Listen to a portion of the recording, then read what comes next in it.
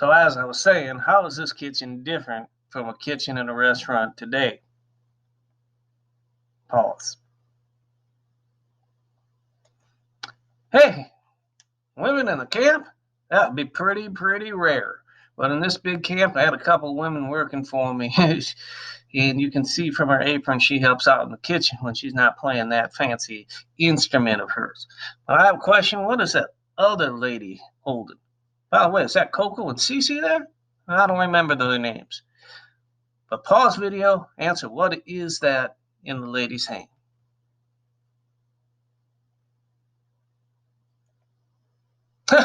It wasn't a missile at all, it was a horn. Called a Gabriel, like the angel. And that's what the Jacks would hear out in the woods when the horn was signaled. That was the sound of coming to the camp. Your work day was over, time to get some dinner. But dinner wasn't a big ordeal. It wasn't the big heavy meal of the day again. That was breakfast. So it sounded like an angel singing to the guys when they could leave the woods and come in for the night. Coming in for the night wasn't all that great. There wasn't much to do. It was mainly get some meals, listen to the same old stories over and over, and go to bed. Now, they did this 6 days a week. The only day off was Sunday. Yeah, on Sunday, some of the guys washed the clothes. And to wash your clothes, you didn't have a laundromat or a washing machine. You'd go outside and use a wash basin, washboard, and do it. And get the water boiling hot and throw your clothes in there. And we all wore clothes. Most of our outfits are made out of wool because it's warm. And wet wool kind of stinks. So you have to hang it outside. Except it's winter and it's wet, and sometimes your clothes kind of freeze up. So you need to bring it inside, and kind of gross. Not everybody did this, but you wanted to get the walking dandruff, the blue bellies, the crumbs off your clothes. You know, the body lice. Yeah, there was a lot of lice in camp, jumping from body to body, and especially because we shared bunks with one another. We didn't have mattresses or anything like that. We'd put down some straw or hay and lay them one by one all the way down. You were a new guy. You were the furthest guy away from the fireplace. Got kind of cold. But we didn't like to have those lice on our clothes, so we'd have to boil them and kill them off.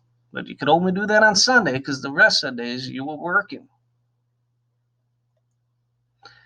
Now, if you needed a new shirt or a new pair of boots, or you wanted a calendar to mark the days down until you could go back to the farm, you just go and see the camp clerk.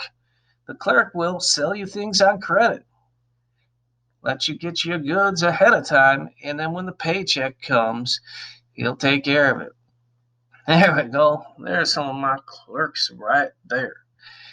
Got to be smart to be a clerk. A little ink splasher. Keep track of the records of what was bought and sold.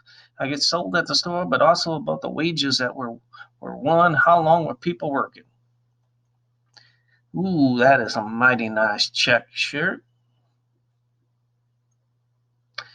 But after all that stuff's done in the woods, you got to get those logs in the river after all. Take a look at the end of those logs. What are they? What are those things? Pause video. Yeah, that man right there, he's got his cheat stick out, his swindle stick. He's measuring it up and he's writing in his log book. Log book, you get it? How many board feet we have of timber going in the river. Now, we mark those logs ours so we don't have somebody come by and say they're theirs. It's a big serious offense if you get caught stealing these logs in the river. But some people try. They try to cut the ends off and claim them as their own. So we also mark the side of the logs too.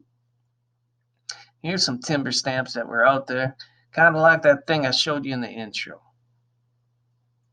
And make marks like that. And here's some real ones from Minnesota, stamped at the back of the butt of the end of the log. And those logs get pushed in the water.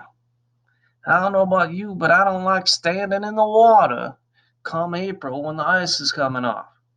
Mighty cold and pretty dangerous to have these huge logs going down the river. But these river pigs, as they're called, they do it. They stay down for the spring season to do this work to get more pinga, which means pay. Logs get so stuck sometimes you can walk right out on them. Those river pigs, they got